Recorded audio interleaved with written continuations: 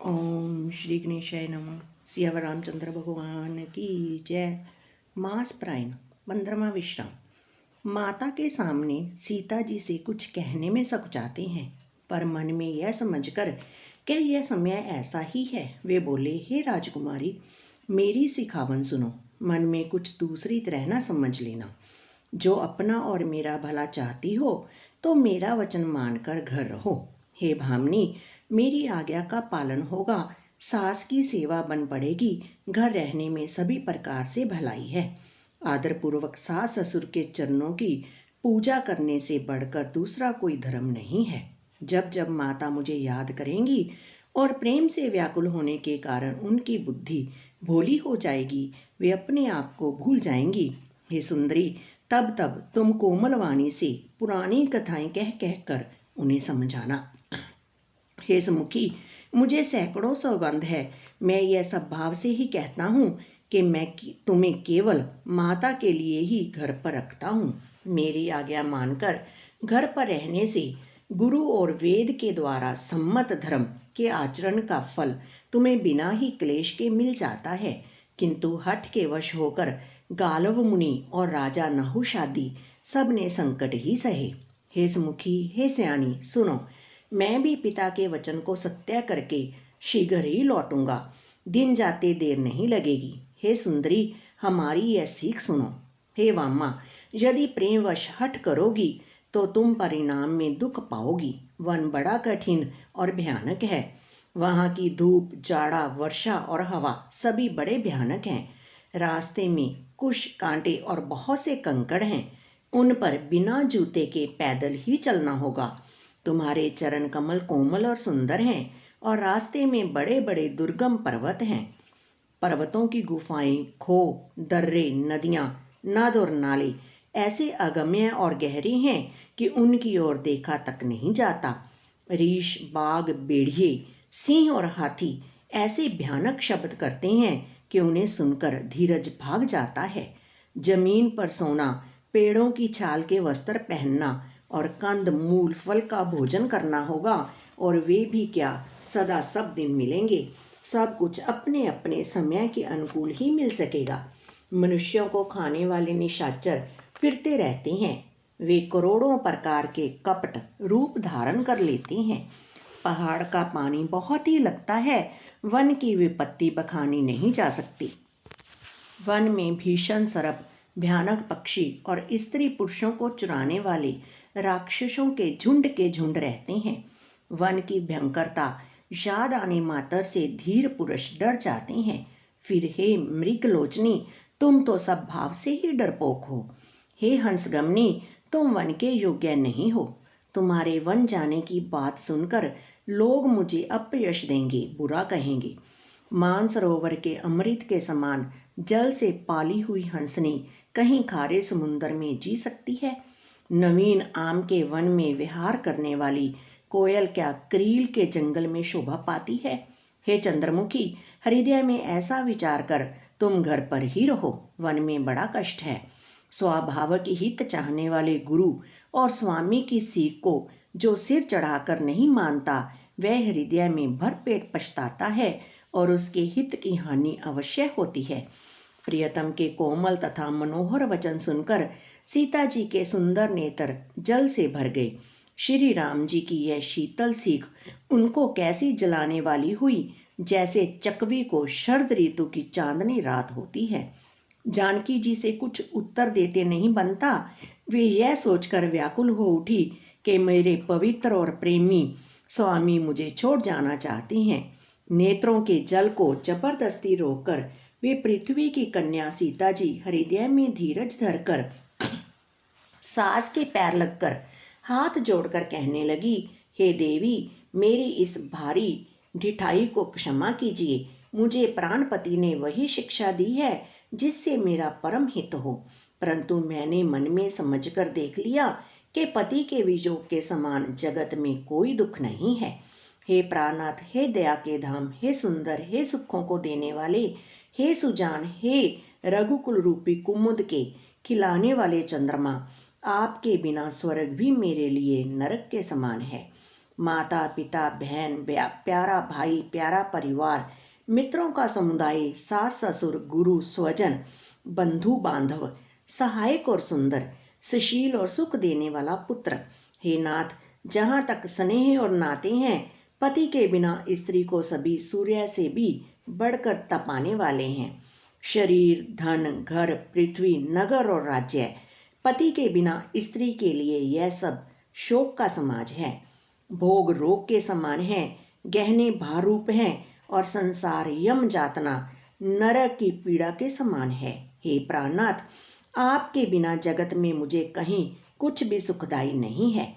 जैसे बिना जीव के देह और बिना जल के नदी, वैसे ही हे नाथ बिना पुरुष के स्त्री है। हे नाथ, आपके साथ रहकर आपका शरद पूर्णिमा के निर्मल चंद्रमा के समान मुख देखने से मुझे समस्त सुख प्राप्त होंगे। हे नाथ, आपके साथ पक्षी और पशु ही मेरे कुटुंबी होंगे, वन ही नगर और वृक्षों की शाल ही निर्मल वस्त्र होंगे और पर्णकुटी पत्तों की बनी झोंपड़ी ही स्वर्ग के समान सुखों की मूल होगी। उदार हृदय के वन देवी और वन देवता ही सास ससुर के समान मेरी सार संभार करेंगे और कुशा और पत्तों की सुंदर साथी ही प्रभु के साथ कामदेव की मनोहर तोषक के समान होगी। कंद मूल और फल ही अमृत के समान आहार होंगे और वन के पहाड़ ही अयोध्या के सैकड़ों राजमहलों के समान होंगे। क्षण क्षण में प्रभु के चरण कमलों को देख देख कर मैं ऐसी आनंदित रहूंगी जैसे दिन में चकवी रहती है। हे नाथ, आपने वन के बहुत से दुख और बहुत से भय, विषाद और संताप कहे, परंतु हे कृपा निधान, वे सब मिलकर भी प्रभु के वियोग से होने वाले दुख के लवलेश के समान भी नहीं हो सकते। ऐसा जी में जानकर हे सुजान शिरोमणि, आप मुझे साथ लीजिए, यहाँ ना छोड़िए। हे स्वामी, मैं अधिक क्या विनती करूं? आप करुणामय हैं, सबके हृदय के अंदर की जानने वाले हैं। हे दीनबंधु, हे सुंदर, हे सुख देने वाले, हे शील और प्रेम के भंडार, यदि 14 वर्ष तक मुझे अयोध्या में रखते हैं तो जान लीजिए कि मेरे प्राण नहीं रहेंगे। क्षण क्षण में आपके चरण कमलों को देखते रहने से मुझे मार्ग चलने में थकावट ना होगी। हे प्रियतम, मैं सभी प्रकार से आपकी सेवा करूंगी और मार्ग चलने से होने वाली सारी थकावट को दूर कर दूंगी। आपके पैर धोकर पेड़ों की छाया में बैठकर मन में प्रसन्न होकर हवा करूंगी, पंखा झलूंगी। पसीने की बूंदों सहित श्याम शरीर को देखकर प्राणपति के दर्शन करते हुए दुख के लिए मुझे अवकाश ही कहाँ रहेगा। समतल भूमि पर घास और पेड़ों के पत्ते बिछाकर यह दासी रात भर आपके चरण दबावेगी। बार बार आपकी कोमल मूर्ति को देखकर मुझको गर्म हवा भी ना लगेगी। प्रभु के साथ रहते मेरी ओर आंख उठाकर देखने वाला कौन है? अर्थात कोई नहीं देख सकता। जैसे सिंह की स्त्री सिंहनी को खरगोश और सियार नहीं देख सकते, मैं सुकुमारी हूँ और नाथ वन के योग्य हैं। आपको तो तपस्या उचित है और मुझको विषय भोग। ऐसे कठोर वचन सुनकर भी जब मेरा हृदय ना फटा तो हे प्रभु, मालूम होता है ये पामर प्राण आपके वियोग का भीषण दुख सहेंगी। ऐसा कहकर सीता जी बहुत ही व्याकुल हो गई। वे वचन के वियोग को भी ना संभाल सकी। अर्थात शरीर से वियोग की बात तो अलग रही, वचन से भी वियोग की बात सुनकर वे अत्यंत विकल हो गई। उनकी यह दशा देखकर श्री रघुनाथ जी ने अपने जी में जान लिया कि हठपूर्वक इन्हें यहाँ रखने से ये प्राणों को ना रखेंगी। तब कृपालु सूर्यकुल के स्वामी श्री रामचंद्र जी ने कहा कि सोच छोड़कर मेरे साथ वन को चलो। आज विषाद करने का अवसर नहीं है, तुरंत वन गमन की तैयारी करो। श्री रामचंद्र जी की प्रिय वचन कहकर प्रियतमा सीता जी को समझाया, फिर माता के पैरों लगकर आशीर्वाद प्राप्त किया। माता ने कहा, बेटा जल्दी लौटकर प्रजा के दुख को मिटाना और यह निठुर माता तुम्हें भूल ना जाए। हे विधाता, क्या मेरी दशा भी फिर पलटेगी? क्या अपने नेत्रों से मैं इस मनोहर जोड़ी को फिर देख पाऊंगी? हे पुत्र, वह सुंदर दिन और शुभ घड़ी कब होगी जब तुम्हारी जननी जीते जी तुम्हारा चांद सा मुखड़ा फिर देखेगी। हे तात, वत्स कहकर, लाल कहकर, रघुपति कहकर, रघुवर कहकर मैं फिर कब तुम्हें बुलाकर हृदय से लगाऊंगी और हर्षित होकर तुम्हारे अंगों को देखूंगी। यह देख कर के माता स्नेह के मारे अधीर हो रही है और इतनी अधिक व्याकुल है कि मुंह से वचन नहीं निकलता। श्री रामचंद्र जी ने अनेक प्रकार से उन्हें समझाया, वह समय और स्नेह वर्णन नहीं किया जा सकता। तब जानकी जी सास के पांव लगी और बोली, हे माता सुनिए, मैं बड़ी ही अभाग्नी हूँ। आपकी सेवा करने के समय देव ने मुझे वनवास दे दिया, मेरा मनोरथ सफल ना किया। आप क्षोभ का त्याग कर दें, परंतु कृपा ना छोड़िएगा। कर्म की गति कठिन है, मुझे भी कुछ दोष नहीं है। सीता जी के वचन सुनकर सास व्याकुल हो गई। उनकी दशा को मैं किस प्रकार बखान कर कहूँ। उन्होंने सीता जी को बार बार हृदय से लगाया और धीरज धरकर शिक्षा दी और आशीर्वाद दिया कि जब तक गंगा जी और यमुना जी में जल की धारा बहे तब तक तुम्हारा सुहाग अचल रहे। सीता जी को सास ने अनेकों प्रकार से आशीर्वाद और शिक्षाएं दी और वे सीता जी बड़े ही प्रेम से बार बार चरण कमलों में सिर नुवाकर चली। जब लक्ष्मण जी ने ये समाचार पाए तब वे व्याकुल होकर उदास मुंह उठ दौड़े। शरीर कांप रहा है, रोमांच हो रहा है, नेत्र आंसुओं से भरे हैं। प्रेम से अत्यंत अधीर होकर उन्होंने श्री राम जी के चरण पकड़ लिए। वे कुछ कह नहीं सकते, खड़े खड़े देख रहे हैं। ऐसे दिन हो रहे हैं मानो जल से निकाले जाने पर मछली दीन हो रही हो। हृदय में यह सोच है कि हे विधाता, क्या होने वाला है? क्या हमारा सब सुख और पुण्य पूरा हो गया? मुझको रघुनाथ जी क्या कहेंगे? घर पर रखेंगे या साथ ले चलेंगे? श्री रामचंद्र जी ने भाई लक्ष्मण को हाथ जोड़े और शरीर तथा घर से सभी से नाता तोड़े हुए खड़े देखा। तब नीति में निपुण और शील, स्नेह, सरलता और सुख के समुंदर श्री रामचंद्र जी वचन बोले, हे तात, परिणाम में होने वाले आनंद को हृदय में समझकर तुम प्रेमवश अधीर मत हो। जो लोग माता पिता, गुरु और स्वामी की शिक्षा को स्वाभाविक ही सिर चढ़ाकर उसका पालन करते हैं, उन्होंने ही जन्म लेने का लाभ पाया है, नहीं तो जगत में जन्म व्यर्थ ही है। हे भाई, हृदय में ऐसा जानकर मेरी सीख सुनो और माता पिता के चरणों की सेवा करो। भरत और शत्रुघ्न घर पर नहीं है, महाराज वृद्ध हैं और उनके मन में बड़ा दुख है। इस अवस्था में मैं तुमको साथ लेकर वन जाऊं तो अयोध्या सभी प्रकार से अनाथ हो जाएगी। गुरु, पिता, माता, प्रजा और परिवार सभी पर दुख का दुसह भार आ पड़ेगा। अतः तुम यहीं रहो और सबका संतोष करते रहो, नहीं तो हे तात, बड़ा दोष होगा। जिसके राज्य में प्यारी प्रजा दुखी रहती है वह राजा अवश्य ही नरक का अधिकारी होता है। हे तात, ऐसी नीति विचार कर तुम घर रह जाओ।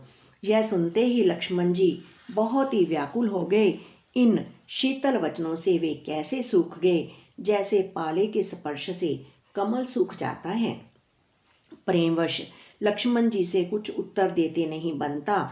उन्होंने व्याकुल होकर श्री राम जी के चरण पकड़ लिए और कहा, हे नाथ, मैं दास हूँ और आप स्वामी हैं, अतः आप मुझे छोड़ ही दें तो मेरा क्या वश है। हे स्वामी, आपने मुझे सीख तो बड़ी अच्छी दी है, पर मुझे अपनी कायरता से वह मेरे लिए अगम पहुँच के बाहर लगी। शास्त्र और नीति के तो वे ही श्रेष्ठ पुरुष अधिकारी हैं जो धीर हैं और धर्म की धुरी को धारण करने वाले हैं। मैं तो प्रभु आपके स्नेह में पला हुआ छोटा बच्चा हूँ। कहीं हंस भी मंदराचल या सुमेरु पर्वत को उठा सकते हैं। हे नाथ, सब भाव से ही कहता हूँ, आप विश्वास करें, मैं आपको छोड़कर गुरु, पिता, माता किसी को भी नहीं जानता।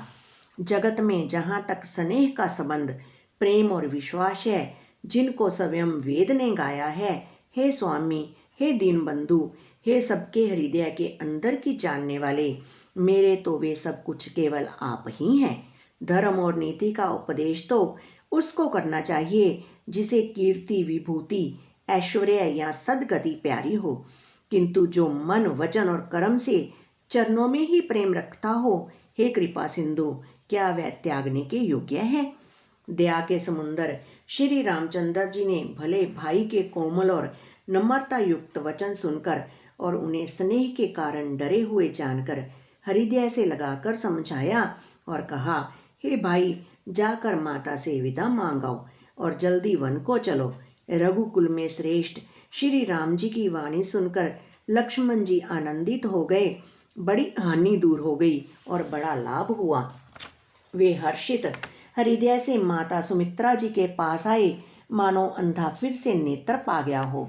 उन्होंने जाकर माता के चरणों में मस्तक नवाया, किंतु उनका मन रघुकुल को आनंद देने वाले श्री राम जी और जानकी जी के साथ था।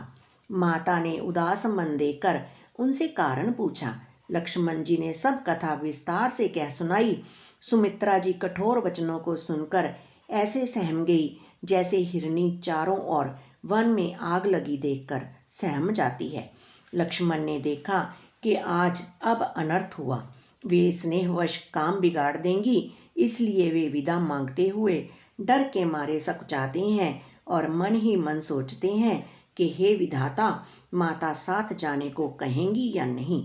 सुमित्रा जी ने श्री राम और श्री सीता जी के रूप, सुंदरशील और स्वभाव को समझकर और उन पर राजा का प्रेम देखकर सिर धुना और कहा कि पापनी कैकेयी ने बुरी तरह घात लगाया।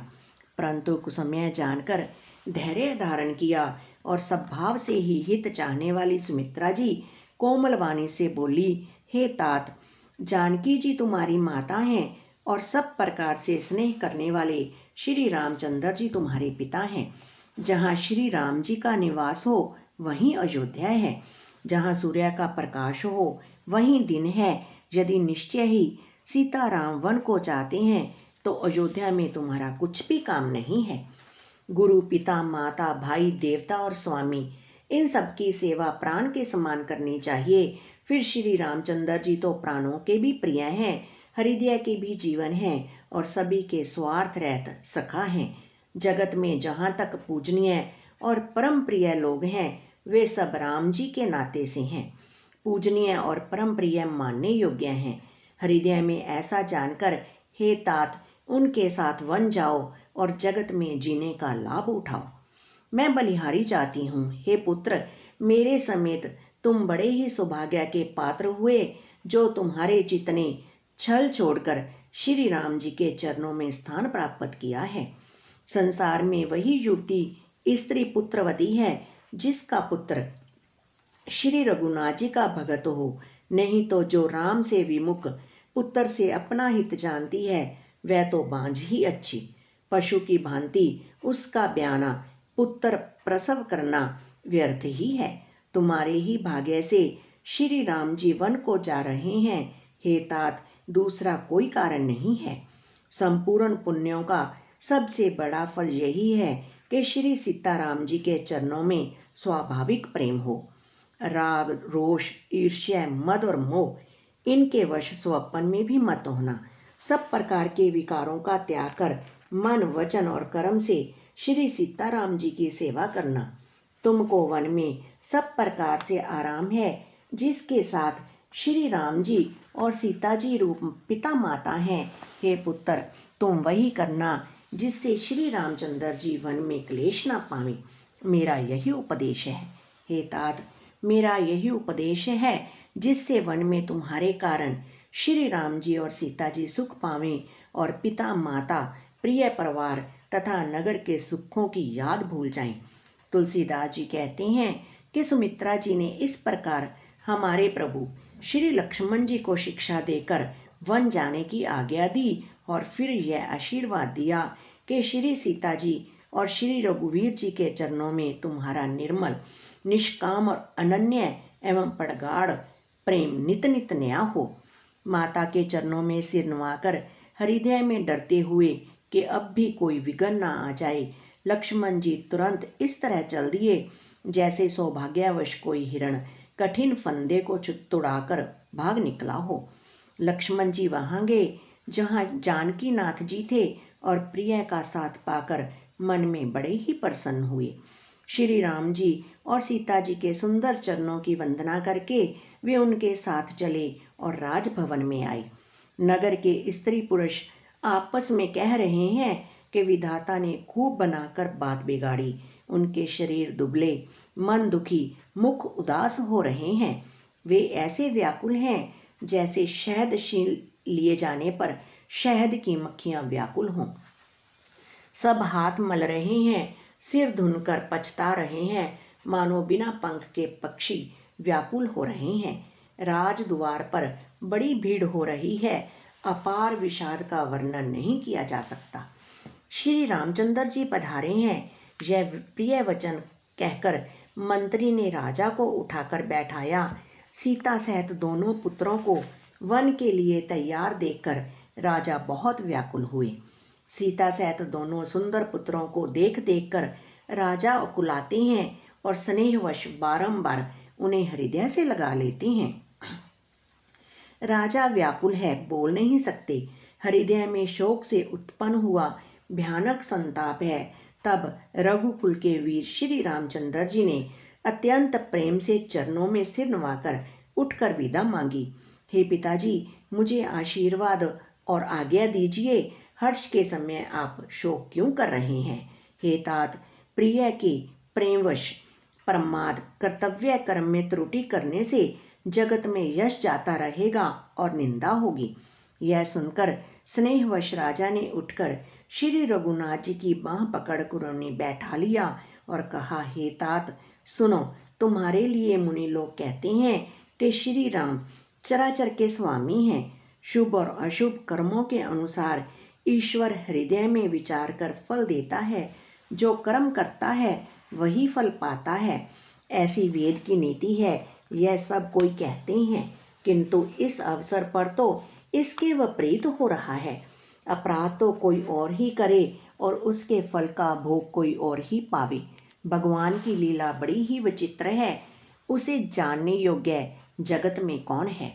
राजा ने इस प्रकार श्री रामचंद्र जी को रखने के लिए छल छोड़कर बहुत से उपाय किए, पर जब उन्होंने धर्म धुरंधर, धीर और बुद्धिमान श्री राम जी का रुख देख लिया और वे रहते हुए ना जान पड़े, तब राजा ने सीता जी को हृदय से लगा लिया और बड़े प्रेम से बहुत प्रकार की शिक्षा दी।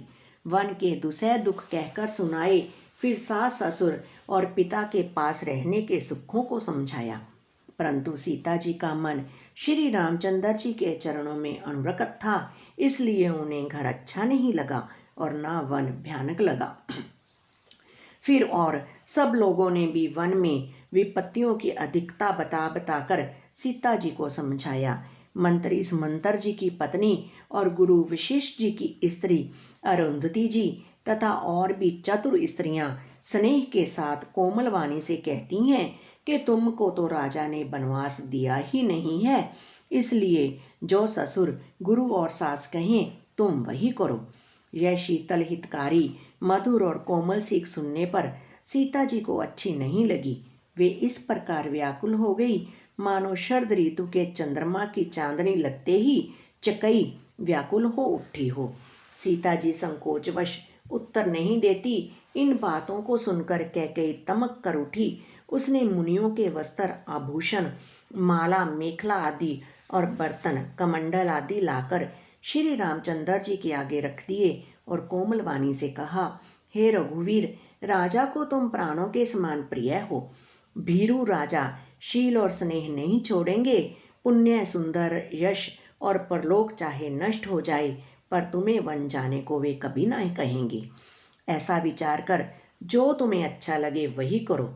माता की सीख सुनकर श्री रामचंद्र जी ने बड़ा सुख पाया, परंतु राजा को ये वचन बाण के समान लगे।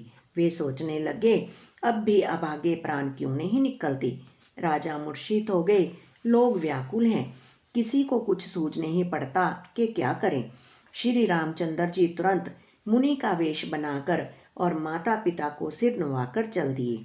वन का सब साज सामान सजकर वन के लिए आवश्यक वस्तुओं को लेकर श्री रामचंद्र जी स्त्री श्री सीता जी और भाई लक्ष्मण जी सहित ब्राह्मण और गुरु के चरणों की वंदना करके सबको अचेत करके चले।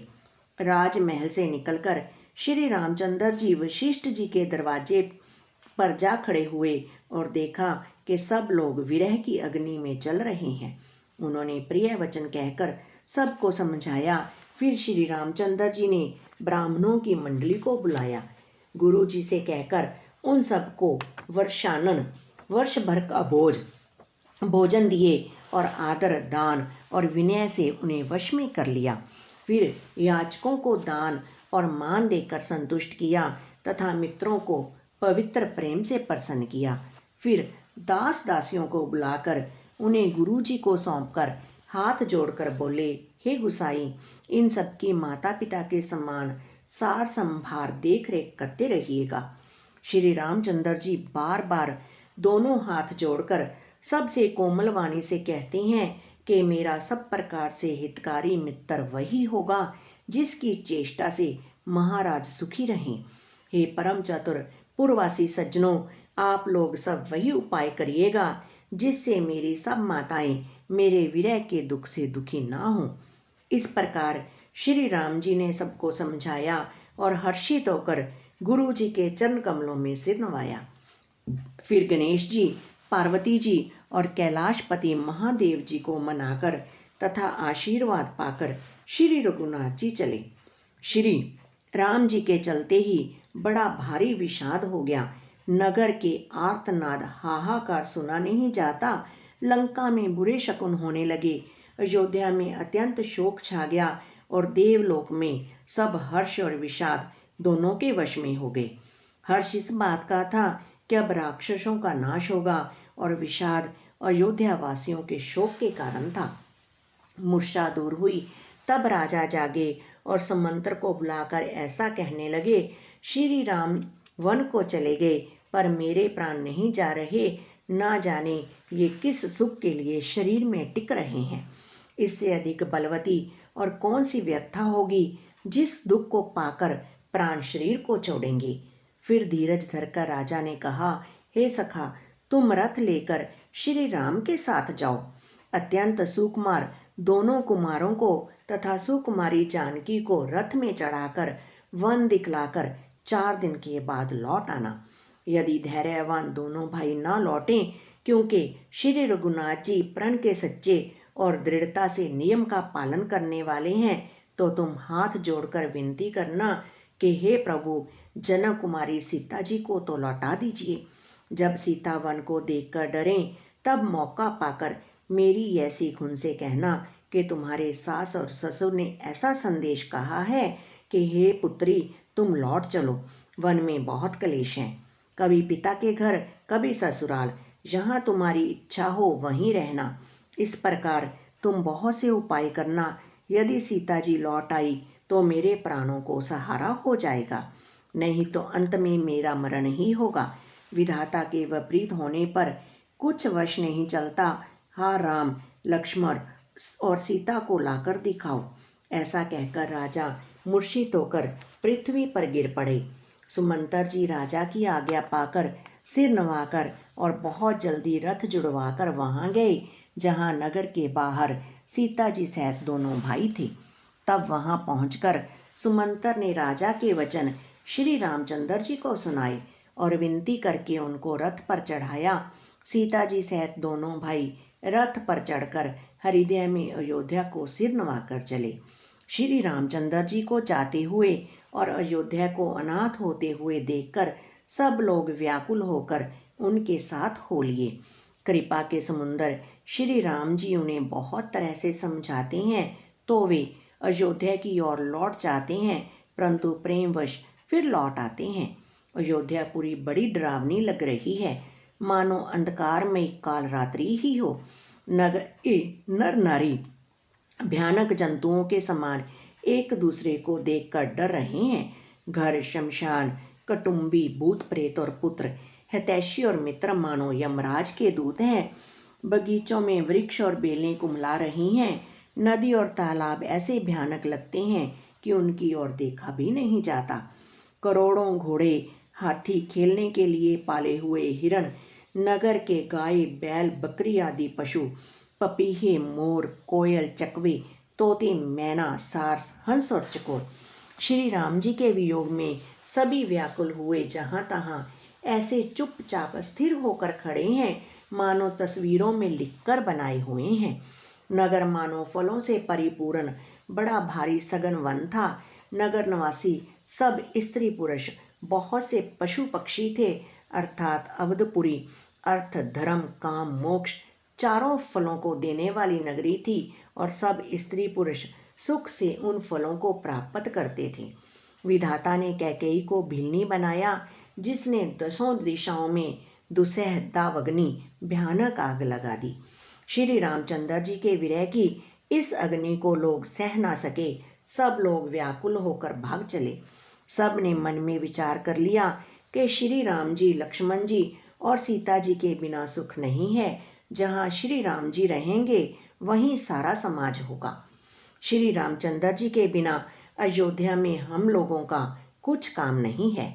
ऐसा विचार दृढ़ करके देवताओं को भी दुर्लभ सुखों से पूर्ण घरों को छोड़कर सब श्री रामचंद्र जी के साथ चल पड़े। जिनको श्री राम जी के चरण कमल प्यारे हैं, उन्हें क्या कभी विषय भोग वश में कर सकते हैं। बच्चों और बूढ़ों को घरों में छोड़कर सब लोग साथ हो लिए। पहले दिन श्री रघुनाथ जी ने तमसा नदी के तीर पर निवास किया। प्रजा को प्रेमवश देखकर श्री रघुनाथ जी के दयालु हृदय में बड़ा दुख हुआ। प्रभु श्री रघुनाथ जी करुणामय हैं।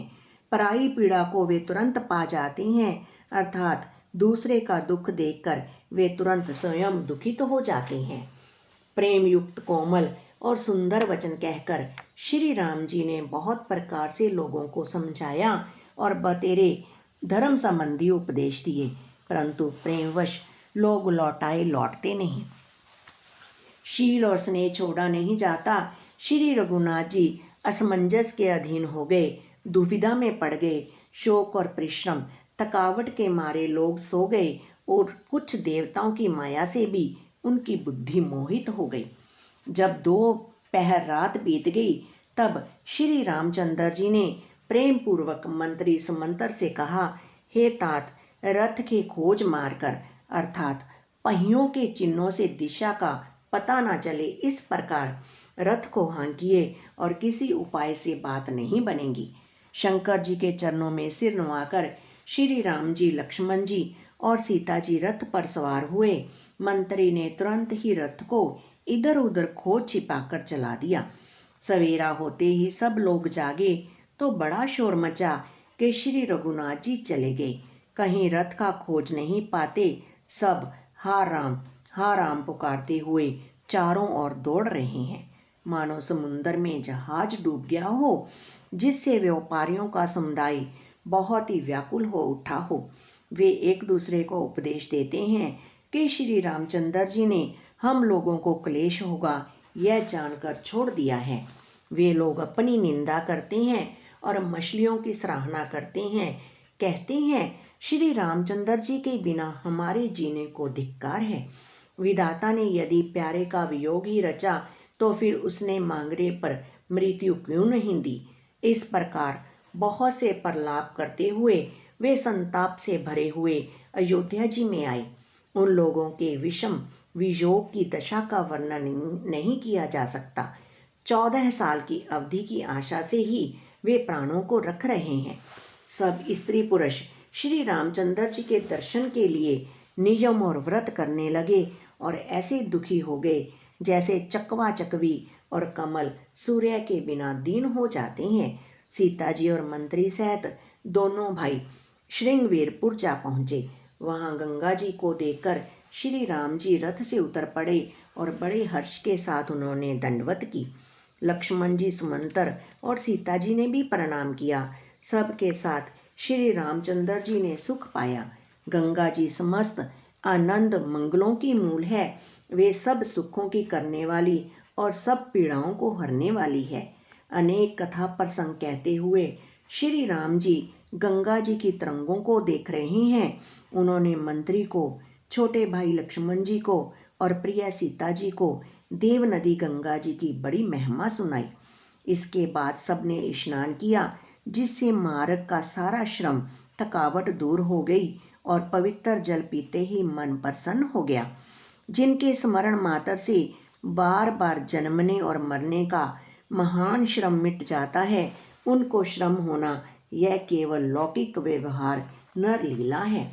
शुद्ध प्रकृति जन्य त्रिगुणों से रहित मायातीत दिव्य मंगल विग्रह सच्चिदानंद कंद स्वरूप सूर्य कुल के ध्वजारूप भगवान श्री रामचंद्र जी मनुष्यों के सदृश ऐसे चरित्र करते हैं जो संसार रूपी समुद्र के पार उतरने के लिए पुल के समान है। जब निषाद राज गुह ने यह खबर पाई, तब आनंदित होकर उसने अपने प्रियजनों और भाई बंधुओं को बुला लिया और भेंट देने के लिए फल मूल कंद लेकर और उन्हें भारों में भरकर मिलने के लिए चला। उसके हृदय में हर्ष का पार नहीं था। दंडवत करके भेंट सामने रखकर वह अत्यंत प्रेम से प्रभु को देखने लगा। श्री रघुनाथ जी ने स्वाभाविक स्नेह के वश होकर उसे अपने पास बैठाकर कुशल पूछी। निषाद राज ने उत्तर दिया, हे नाथ, आपके चरण कमल के दर्शन से ही कुशल है। आपके चरण अरविंदों के दर्शन कर आज मैं भाग्यवान पुरुषों की गिनती में आ गया। हे देव, यह पृथ्वी, धन और घर सब आपका है। मैं तो परिवार सहित आपका नीच सेवक हूँ।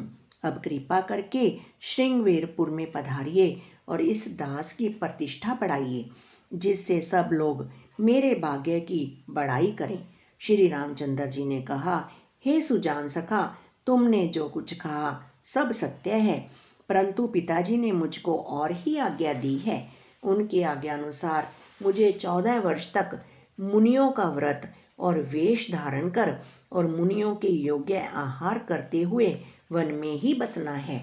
गांव के भीतर निवास करना उचित नहीं है। यह सुनकर गुह को बड़ा दुख हुआ। श्री राम जी, लक्ष्मण जी और सीता जी के रूप को देखकर गांव के स्त्री पुरुष प्रेम के साथ चर्चा करते हैं। कोई कहती है, हे सखी, कहो तो वे माता पिता कैसे हैं जिन्होंने ऐसे सुंदर सुकुमार बालकों को वन में भेज दिया है। कोई एक कहते हैं, राजा ने अच्छा ही किया, इसी बहाने हमें भी ब्रह्मा ने नेत्रों का लाभ दिया। तब निषाद राज ने हृदय में अनुमान किया तो अशोक के पेड़ को उनके ठहरने के लिए मनोहर समझा। उसने श्री रघुनाथ जी को ले जाकर वह स्थान दिखलाया। श्री रामचंद्र जी ने देखकर कहा कि यह सब प्रकार से सुंदर है। पूर्ववासी लोग जोहार वंदना करके अपने अपने घर लौटे और श्री रामचंद्र जी संध्या करने पधारे। गुह ने इसी बीच कुश और कोमल पत्तों की कोमल और सुंदर साथरी सजाकर बिछा दी और पवित्र मीठे और कोमल देख देख कर दोनों में भर भर कर फल मूल और पानी रख दिया, अथवा अपने हाथ से फल मूल दोनों में भर भर कर रख दिए। सीता जी, सुमंतर जी और भाई लक्ष्मण जी सहित कंद मूल फल खाकर रघुकुल मणि श्री रामचंद्र जी लेट गए।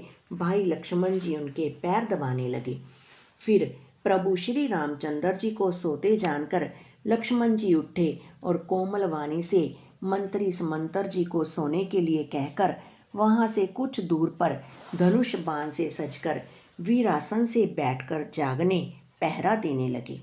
गुह ने विश्वास पात्र पहरेदारों को बुलाकर अत्यंत प्रेम से जगह जगह नियुक्त कर दिया और आप कमर में तरकस बांधकर तथा धनुष पर बाण चढ़ाकर लक्ष्मण जी के पास जा बैठा। प्रभु को जमीन पर सोते देखकर प्रेमवश निषाद राज के हृदय में विषाद हो आया। उसका शरीर पुलकित हो गया, नेत्रों से प्रेम अश्रुओं का जल बहने लगा। वह प्रेम सहित लक्ष्मण जी से वचन कहने लगा, महाराज, दशरथ जी का महल तो सब भाव से ही सुंदर है। इंद्र भवन भी जिसकी समानता नहीं पा सकता।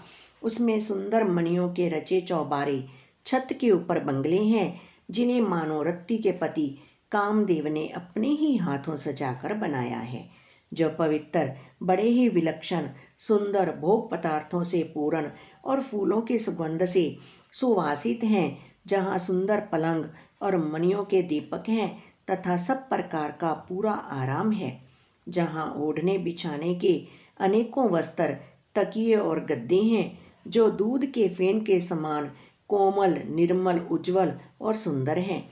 वहाँ उन चौबारों में श्री सीता जी और श्री रामचंद्र जी रात को सोया करते थे और अपनी शोभा से रति और कामदेव के गर्व को हरण करते थे। वही सीता जी और श्री राम जी आज घास फूस की साथरी पर थके हुए बिना वस्त्र के ही सोए हैं। ऐसी दशा में वे देखे नहीं जाते। माता पिता, कुटुंबी, पुरवासी, प्रजा, मित्र, अच्छे शील स्वभाव के दास और दासियां, सब जिनकी अपने प्राणों की तरह सार संभार करते थे, वही प्रभु श्री रामचंद्र जी आज पृथ्वी पर सो रहे हैं। जिनके पिता जनक जी हैं, जिनका प्रभाव जगत में प्रसिद्ध है, जिनके ससुर इंद्र के मित्र रघुराज दशरथ जी हैं और पति श्री रामचंद्र जी हैं, वही जानकी जी आज जमीन पर सो रही हैं। विधाता किसको प्रतिकूल नहीं होता। सीता जी और श्री रामचंद्र जी क्या वन के योग्य हैं? लोग सच कहते हैं, कर्म भाग्य ही प्रधान है। कैकेयी राज की लड़की नीच बुद्धि कैकेयी ने बड़ी ही कुटिलता की, जिसने रघुनंदन श्री राम जी को और जानकी जी को सुख के समय दुख दिया। वह सूर्यकुल रूपी वृक्ष के लिए कुल्हाड़ी हो गई। उस कुबुद्धि ने संपूर्ण विश्व को दुखी कर दिया। श्री राम सीता को जमीन पर सोते हुए देखकर निषाद को बड़ा दुख हुआ। तब लक्ष्मण जी ज्ञान, वैराग्य और भक्ति के रस से सनी हुई मीठी और कोमल वाणी बोले, हे भाई, कोई किसी को सुख दुख देने वाला नहीं है। सब अपने ही किए हुए कर्मों का फल भोगते हैं। मिलना, बिछड़ना, भले बुरे लोग, शत्रु, मित्र और उदासीन, ये सभी भ्रम के फंदे हैं। जन्म, मृत्यु, संपत्ति, विपत्ति, कर्म और काल, जहाँ तक जगत के जंजाल हैं, धरती, घर, धन, नगर, परिवार, स्वर्ग और नरक आदि जहाँ तक व्यवहार हैं, जो देखने, सुनने और मन के अंदर विचारने में आते हैं, इन सब का मूल मोह अज्ञान ही है। परमार्थ ये नहीं है। जैसे स्वप्न में राजा भिखारी हो जाए या कंगाल स्वर्ग का स्वामी इंद्र हो जाए, तो जागने पर लाभ या हानि कुछ भी नहीं है, वैसे ही इस दृश्य प्रपंच को हृदय से देखना चाहिए। ऐसा विचार कर क्रोध नहीं करना चाहिए और ना किसी को व्यर्थ दोष ही देना चाहिए। सब लोग मोह रूपी रात्रि में सोने वाले हैं और सोते हुए उन्हें अनेकों प्रकार के स्वप्न दिखाई देते हैं। इस जगत रूपी रात्रि में योगी लोग जागते हैं, जो परमार्थी हैं और प्रपंच से छूटे हुए हैं। जगत में जीव को जागा हुआ तभी जानना चाहिए, जब संपूर्ण भोग विलासों से वैराग्य हो जाए। विवेक होने पर मोह रूपी भ्रम भाग जाता है। तब अज्ञान का नाश होने पर श्री रघुनाथ जी के चरणों में प्रेम होता है। हे सखा, मन, वचन और कर्म से श्री राम जी के चरणों में प्रेम होना, यही सर्वश्रेष्ठ परमार्थ है। श्री राम जी परमार्थ स्वरूप परम वस्तु पर ब्रह्म है। वे अविगत, जानने में ना आने वाले, अलग, सदूर दृष्टि से देखने में ना आने वाले, अनादि आदि रहत, अनुपम उपमा रहत, सब विकारों से रहत और भेद शून्य है।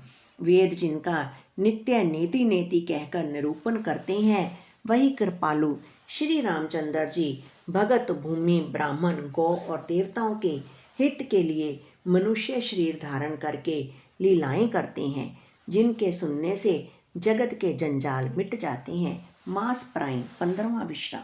अयोध्या कांड के अगले विश्राम के साथ हम शनिवार को मिलेंगे। तब तक के लिए सबको जय सिया राम। लेकिन यदि अभी तक आपने हमारे चैनल को सब्सक्राइब नहीं किया है तो प्लीज़ सब्सक्राइब करें, लाइक करें और शेयर करें। धन्यवाद।